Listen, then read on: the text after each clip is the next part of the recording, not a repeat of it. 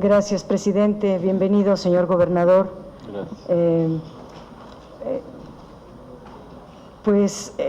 Viendo la cifra del INEGI, de la tasa de crecimiento, donde el 2013 cerró en 1.1 y en términos per cápita en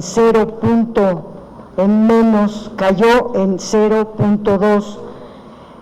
Yo realmente no me atrevería a hacer un escenario tan de paraíso como el que se comenta aquí. En síntesis, usted comenta que en los últimos 15 meses la inflación medida a través del Índice Nacional de Precios, pues se mantuvo en el rango que fijado por el Banco de México, el rango más alto, 3.87.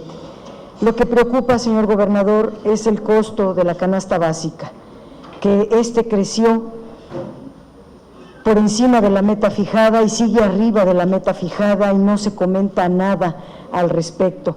Tuvo un promedio de 5.77%. Este incremento afecta a la inmensa mayoría de la población, sobre todo a la de menos ingresos. El gasto más importante de las familias son los alimentos. El 10% de la población más pobre gasta la mitad de su ingreso en alimentos. En cambio, el 10% de la población más rica gasta apenas el 15% de su ingreso en alimentos. Por eso el impacto de la inflación en alimentos es algo que se debe de considerar dentro de sus facultades. Sabemos que, como bien lo comenta usted, los precios agropecuarios son muy volátiles porque dependen del clima y etcétera, pero usted habla de políticas coordinadas y debiera atenderse el tema de los alimentos. Este grave problema no parece interesarle a nadie, ni al Ejecutivo ni al Banco de México. La inflación en alimentos se deja a las fuerzas del mercado o a las fuerzas de la especulación y nadie ha podido controlar esta inflación en los alimentos. Los salarios, por otra parte, crecieron menos que lo que creció la canasta básica. Por lo tanto, el poder adquisitivo respecto de la canasta básica se redujo en 1.85%, siendo, como usted bien lo comenta, una de sus facultades sostener, procurar el poder adquisitivo, pues no está cumpliéndose la función de mantener el poder adquisitivo o procurarlo. El índice de tendencia laboral a la pobreza, que mide el porcentaje de personas que no pueden adquirir canasta básica, que no tienen dinero para comprar alimentos, se incrementó en 22.1% del 2007 al 2013, cifras oficiales. Y además la escasa creación de empleos y el deterioro de los ingresos de la población ha ocasionado un crecimiento de la pobreza muy grave. El Coneval cerró 2012 la cifra en 61.4 millones de personas en pobreza.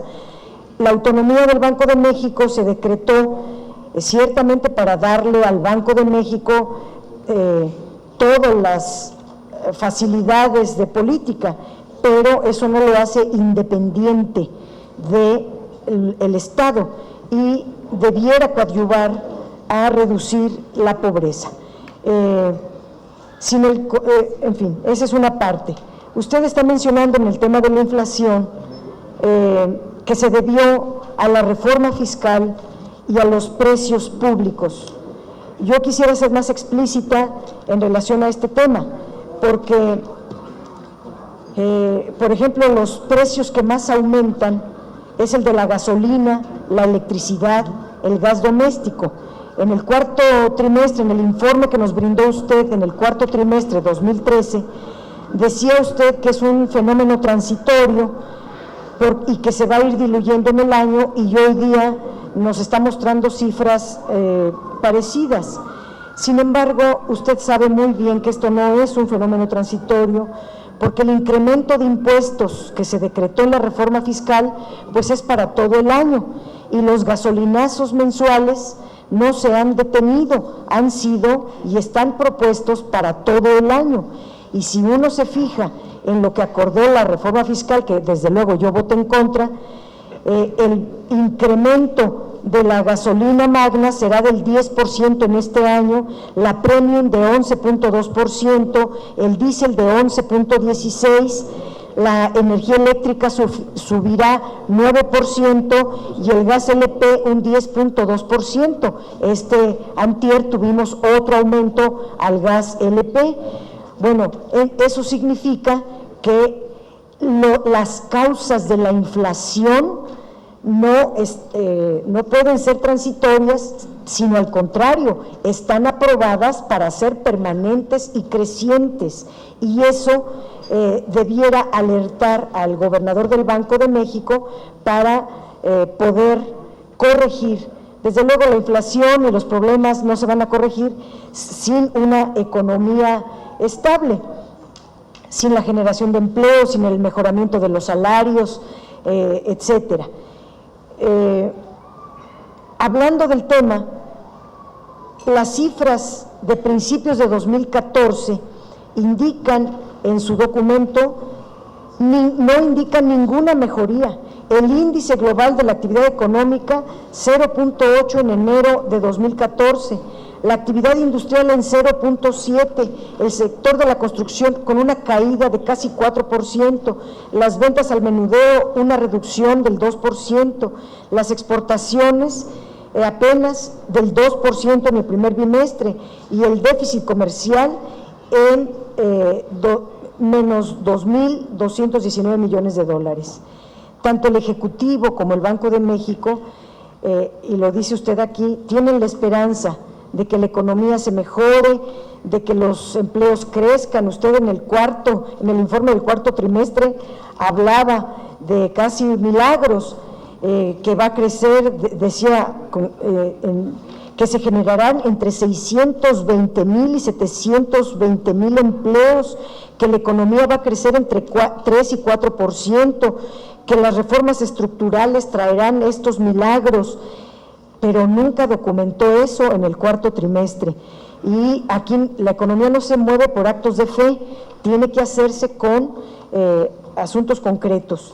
Las reformas estructurales no serán suficientes si no van acompañadas de políticas de desarrollo efectivas, una política industrial, una política agropecuaria, una política de seguridad, etcétera. Pero en relación a la economía, a lo largo de 30 años, pues que han ocurrido estas reformas estructurales, han ocurrido exactamente lo contrario de las esperanzas que tanto el Ejecutivo como el Banco de México tienen en las reformas estructurales. Por ejemplo, la reforma laboral lleva ya un año o más, ¿y dónde están los empleos que se prometieron con la reforma laboral? En la reforma financiera que se votó sin modificarle una coma, tal y como ustedes la solicitaron, el crédito solo creció, no ha crecido. Y ahorita entraríamos, en otro momento entro al tema de las tasas de interés, pero México sigue mal calificado en competitividad, bajó, dice el Foro Económico Mundial en su reporte de competitividad global 2013-2014, que México se había ubicado en el lugar 53, ahora está en el 55 de 148 países, lo que significa que en el gobierno de Peña Nieto se ha retrocedido 2 lugares en competitividad en tan solo un año. Y las causas las indican la corrupción, el crimen, la inseguridad, la ineficiencia del gobierno, la falta de inversión, etcétera. Y usted en el cuarto trimestre, en el informe del cuarto trimestre, habla de algo muy delicado, advierte de turbulencias en la política económica. El Banco de México advierte algunos riesgos que pueden afectar las estimaciones que usted nos está dando aquí, una salida de capitales especulativos que va a afectar la balanza de pagos por la modificación en la política monetaria de Estados Unidos. La política monetaria de Estados Unidos ha sido de quitar este factor monetario e ir reduciendo sus tasas de interés. Usted aquí incluso mostró el mapita, cómo se homologan. Bueno, eso significa salida de capitales, porque si en Estados Unidos bajan sus tasas, se regresan los capitales. Hay una reversión, pues, que usted menciona en el cuarto informe de 2013. También advierte que la inversión va a continuar deprimida y que no se van a generar los empleos necesarios, lo cual ocasiona que el mercado interno siga estancado, que los aumentos a los precios observados en enero, si se transitan en más meses o si se contagian a otros bienes y servicios por la especulación, pues nada va a resultar. Y usted habla de que la salida de capitales provocará también una depreciación del tipo de cambio. Todo esto está escrito en su documento. Quisiera, y yo solamente lo subrayo porque aquí no se hicieron la mención correspondiente, pero entrando al tema de tasas de interés, que es el principal instrumento de que dispone el Banco de México para lograr su mandato, pues es la tasa de interés interbancaria del día, o sea, la tasa objetivo. Esa tasa objetivo, de esa depende otras tasas de interés, el costo del crédito, el tipo de cambio y todas las expectativas de inflación, y todo ello incide en el gasto agregado, y el gasto agregado de la economía pues repercute finalmente en la inflación. Cuando la economía real no funciona, la política monetaria frena el gasto agregado. Por eso hay que modificar la política monetaria o modificar la política económica, porque seguir como va definiéndose estas tasas, simplemente el Banco de México contribuye a limitar el crecimiento económico y en consecuencia a no crear empleos. Un ejemplo, a pesar de que se disminuyó la tasa objetivo, que ha permitido disminuir el costo de los créditos, eso no ha tenido un impacto en el crecimiento del financiamiento, principalmente el destinado a las empresas, que son las que generan empleos.